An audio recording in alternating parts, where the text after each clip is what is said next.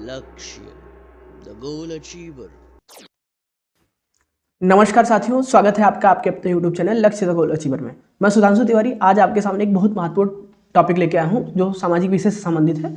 आज हम बात करेंगे मानचित्र क्या होता है, मानचित्र कितने प्रकार का होता है और इसका उपयोग क्या है। तो आज हम लोग मानचित्र का डिटेल से एनालिसिस करेंगे, उसके बारे में जानेंगे, क्योंकि ये जो टॉपिक है मानचित्र, इससे कम से कम एक या दो प्रश्न आपको टीचिंग से संबंधित कोई भी एग्जाम हो उसमें पूछे जाते हैं। ये आपके एकेडमिक, चाहे आपके बीएड बीटीसी या डीएलएड जो भी कर रहे हैं आप, उसमें इससे संबंधित प्रश्न पूछे जाते हैं। आपको मानचित्र दिया जाएगा, उसमें पूछा जाएगा कि कौन सी जगह कहाँ पे है, कितने प्रकार का मानचित्र होता है। तो कुल मिला के आज का सेशन जो है बहुत इंपॉर्टेंट है। आप लोग बिना वीडियो को स्किप किए पूरा देखिएगा और चैनल पर जो लोग नए हैं वो चैनल को सब्सक्राइब कर लेंगे और बेल आइकन को प्रेस कर लेंगे। तो बिना समय गवाए शुरू करते हैं आज का टॉपिक मानचित्र। मानचित्र क्या होता है, उसके प्रकार क्या हैं, तो चलिए शुरू करते हैं। पहले जानते हैं मानचित्र किसे कहते हैं। तो देखिए, मानचित्र जो होता है, मानचित्र दो शब्दों मान प्लस चित्र से बना है, ठीक है। तो चलिए शुरू करते हैं। मानचित्र किसे कहते हैं, सबसे पहले आपके सामने है। मानचित्र शब्द दो शब्दों से मिलकर बना है, मान प्लस चित्र, जिसका अर्थ होता है मापन के द्वारा चित्र बनाना।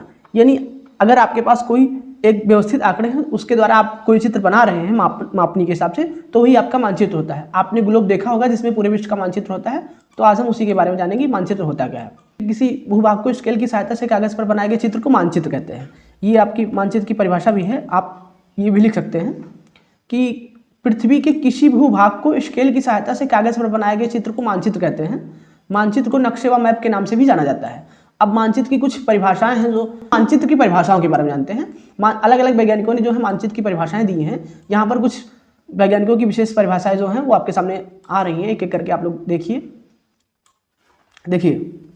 पहली परिभाषा है, जानते हैं, पृथ्वी या उसके किसी भाग के चुने हुए तथ्यों व लक्षणों को एक निश्चित मापक तथा प्रक्षेप पर उपयुक्त रूढ़ चिन्हों द्वारा किसी समतल पटल पर प्रदर्शन मानचित्र कहलाता है। मोकहाउस, इनके अनुसार जो मानचित्र की परिभाषा इस प्रकार है, निश्चित मापनी के अनुसार धरातल के किसी भाग के लक्षणों के समतल सतह पर निरूपण को मानचित्र की संज्ञा दी जाती है। ये परिभाषा जो है ये आसान और सही है, आप लोग इसको याद रख सकते हैं। और इस परिभाषा को दूसरे शब्दों में इस प्रकार से कहते हैं कि मानचित्र जो है धरातल के एक आलेखीय निरूपण होते हैं।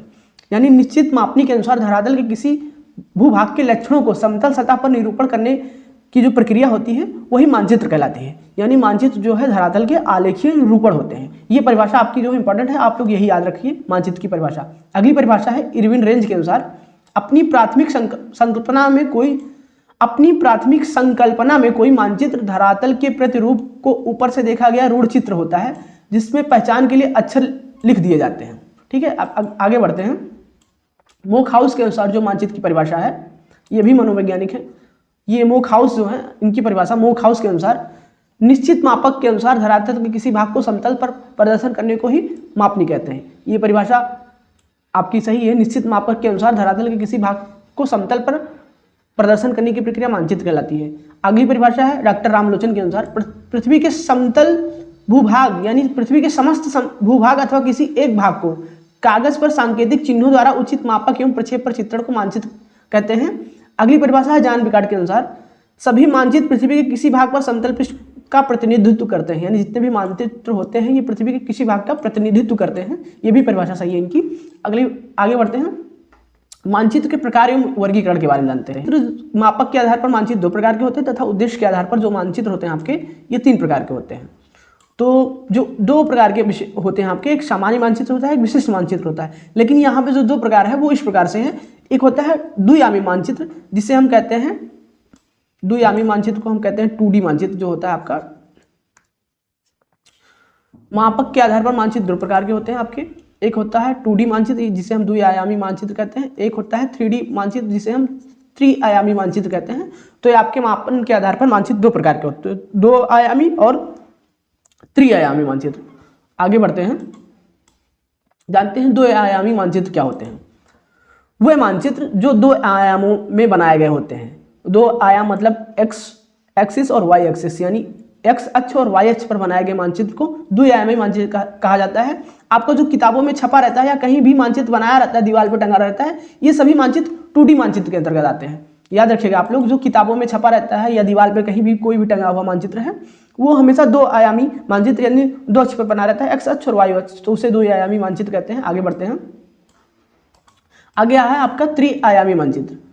वो मानचित्र जो तीन आयामों में बनाए गए हैं, यानी जैसा जो आपका ग्लोब होता है, ये जो 3 डायमेंशन पे बने रहते हैं, एक्स अक्ष, वाई अक्ष और जेड अक्ष, तो उन्हें हम 3 आयामी मानचित्र कहते हैं। आपका जो ग्लोब होता है वो 3D मानचित्र होता है, 3 डायमेंशन में बना होता है। आगे बढ़ते हैं, ये तो आपका हो गया मापन के आधार पर। अब चलते हैं उद्देश्य के आधार पर मानचित्र के प्रकार। तो उद्देश्य के आधार पर जो है मानचित्र के 3 प्रकार होते हैं। एक होता है भौतिक मानचित्र, एक होता है राजनीतिक मानचित्र और होता है थीमेटिक मानचित्र। तो चलिए हम जानते हैं सबसे पहले भौतिक मानचित्र के बारे में।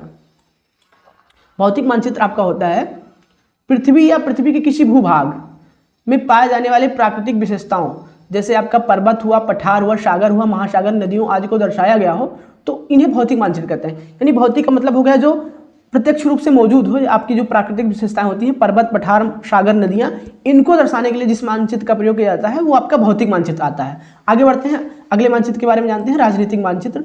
राजनीतिक जो मानचित्र होता है ये एक प्रकार से वो मानचित्र होते हैं जिनमें जो आपके विभिन्न राज्यों, शहरों व राजनीतिक प्रतिनिधित्व व उनकी राजनीतिक सीमाओं को दर्शाया गया होता है, उन्हें हम राजनीतिक मानचित्र कहते हैं। यानी जो आप देखते हैं गूगल मैप में, आपको कोई शहर देखना रहता है, राज्य, और उसके जो है राज्य के जो विशेष प्रमुख स्थल होते हैं उनको जो दर्शाने के लिए आपको राजनीतिक मानचित्र का उपयोग किया जाता है, तो वो आपके राजनीतिक मानचित्र कहलाते हैं। अब अगला जो मानचित्र है आपका ये है थीमेटिक मानचित्र। इसके बारे में जानते हैं ये क्या होता है।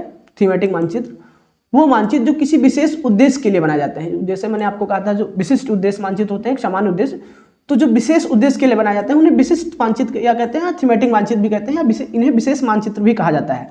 ये प्रयास जो सेना में लोग होते हैं वो यूज करते हैं थीमेटिक मानचित्र, और जो पुरातत्ववेत्ता होते हैं जिन्हें पृथ्वी के अंदर के बारे में, पृथ्वी की संरचना या उसमें होने वाली हलचलों के बारे में पढ़ना रहता है, वो थीमेटिक मानचित्र के द्वारा वही इसके बारे में विवेचना करते हैं। भूगर्भीय मानचित्र, नगर योजना मानचित्र आदि थीमेटिक मानचित्र के उदाहरण हैं। जैसे मान लीजिए आपको कोई नया नगर बसाना होता है किसी को, तो यही मानचित्र बनाकर उस नगर को बसाया जाता है। अब मानचित्र के अन्य प्रकार हैं, उसके बारे में भी जान लेते हैं। आपने मापन के आधार पर और जो है उद्देश्य के आधार पर मानचित्र के बारे में जाना, अब कुछ अन्य प्रकार है मानचित्र के, उसके बारे में भी जान लेते हैं। देखिए, एक होता है भूवैज्ञानिक मानचित्र, यानी जो जमीन के बारे में जानने वाले वैज्ञानिक होते हैं वो जिस प्रकार के मानचित्र का उपयोग करते हैं। भूवैज्ञानिक मानचित्र जो होता है वो मानचित्र जिसमें भूगर्भिक स्थितियों, चट्टानों, खनिज पदार्थों, मिट्टी आदि एवं उनके विस्तार का दर्शाया गया होता है, वो भूवैज्ञानिक मानचित्र कहलाते हैं। इसमें जैसे हम खनिज जो कहाँ पे हैं, कौन सा विशिष्ट कोई धातुएं मिलती हैं, यानी आपका कच्चा तेल जो है, तो इस प्रकार से जब अध्ययन किया जाता है तो उसमें भूवैज्ञानिक मानचित्र का उपयोग किया जाता है।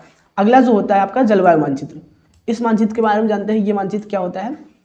तो वह मानचित्र जिसमें ऋतुओं व जलवायु आदि को ध्यान में रखते हुए बनाया गया होता है वो मानचित्र, उन्हें जलवायु मानचित्र कहते हैं। यानी जो विशिष्ट रूप से आप मौसम विभाग जो इस्तेमाल करता है, जिसमें हमें बादलों की स्थिति दिखाई जाती है, हवा का वेग कितना होता है, वर्षा कब तक होगी, वायुमंडल में कौन सी गैसें का क्या प्रभाव पड़ रहा है, तो जो मौसम विभाग यूज करता है उसे जलवायु मानचित्र कहते हैं। इसमें ऋतुओं व जलवायु आदि को ध्यान में रखकर बनाया जाता है। जलवायु मानचित्र में कालावधि के ऋतु प्रकरणों की औसत दशाओं का वितरण दर्शाया जाता है।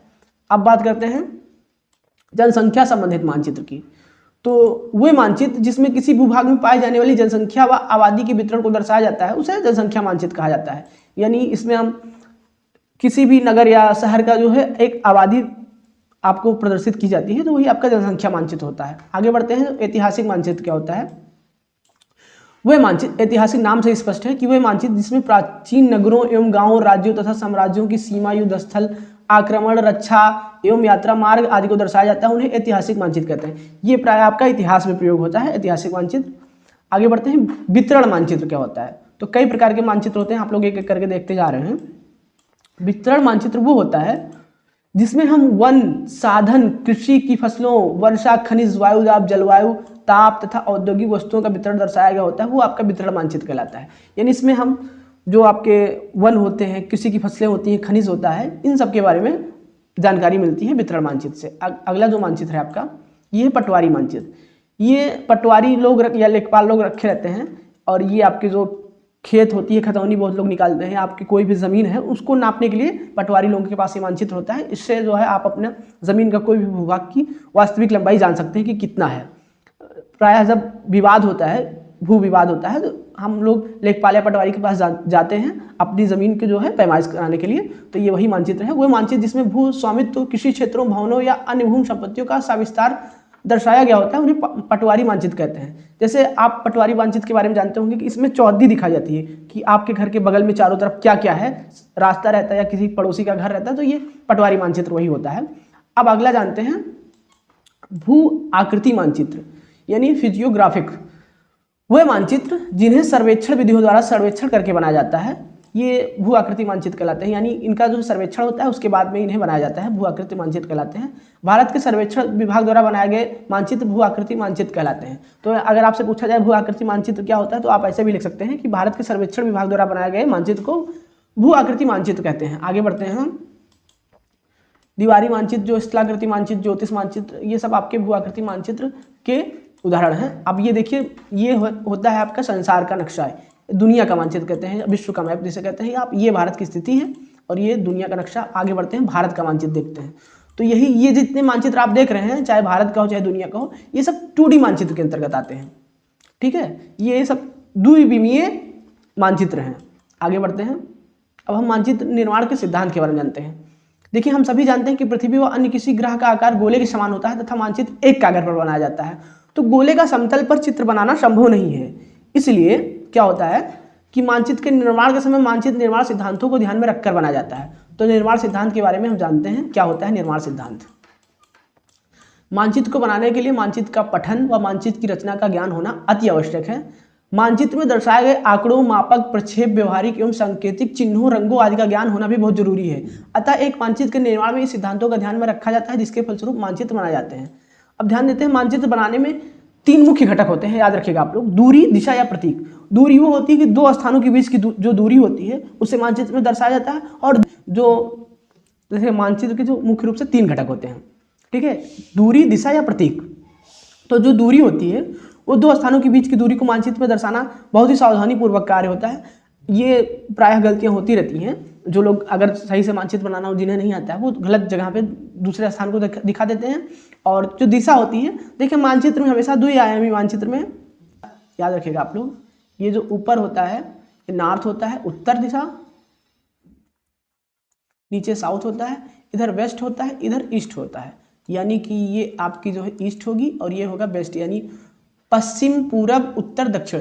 ये इस प्रकार से मानचित्र में दिशाएं होती हैं। और प्रतीक जो होता है, विभिन्न स्थानों के जो सिंबल होते हैं, जैसे मंदिर का हो गया और आपके धार्मिक स्थलों का हो गया, विद्यालय का हो गया। तो आप अगर आप गूगल मैप इस्तेमाल किए होंगे तो आपको पता होगा सिंबल के बारे में, जो प्रतीक होते हैं मानचित्र में। आगे बढ़ते हैं, मानचित्र के महत्व का उपयोग।